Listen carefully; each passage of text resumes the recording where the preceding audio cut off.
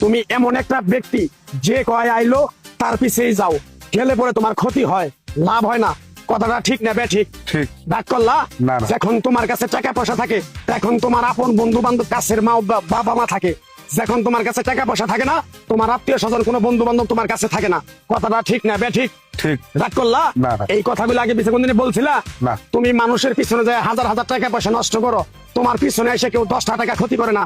কথাটা ঠিক না বে ঠিক? ঠিক, ঠিক। আরেকবার কও বিসমিল্লাহ, বিসমিল্লাহ। আরেকবার কও সুবহানাল্লাহ। সুবহানাল্লাহ। বিশ্বাসে বস্তু মিলে তর্কে বহুদূর। তোমার যে কথাগুলো বলছি সত্য বলছি না মিথ্যা বলছি? সত্য। তুমি এমন একটা ব্যক্তি, মানুষের দুঃখ কষ্ট দেখতে পারো না, তার পাশে যাই দাঁড়াও, তারা এসে তোমার পিছন থেকে ক্ষতি করার জন্য ঘুরে। কথাটা ঠিক না বে ঠিক? ঠিক। রাগ করলা? না। কিছুদিন আগে একটা বিপদে পড়ছিলা, অনেক বন্ধু বান্ধবের কাছে 10, 20, 50 হাজার টাকা হাওলা চাইছো, তারা তো ফোন করেই নাই, তোমার সাথে এখন যোগাযোগ বন্ধ করে দিছে। কথাটা ঠিক না বে ঠিক? ঠিক, ঠিক। রাগ করলা? না, না।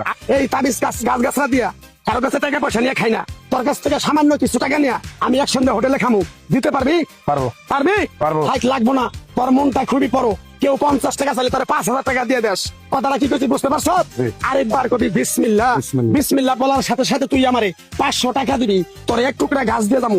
এই গাছটা তুই নিয়ম কারণ মাইনা ব্যবহার করবি, আল্লাহ তোরে মুক্তি করবো। কথাটা কি বেশি বুঝতে পারছ? জি। আরেকবার কবি বিসমিল্লাহ। বিসমিল্লাহ। তোরে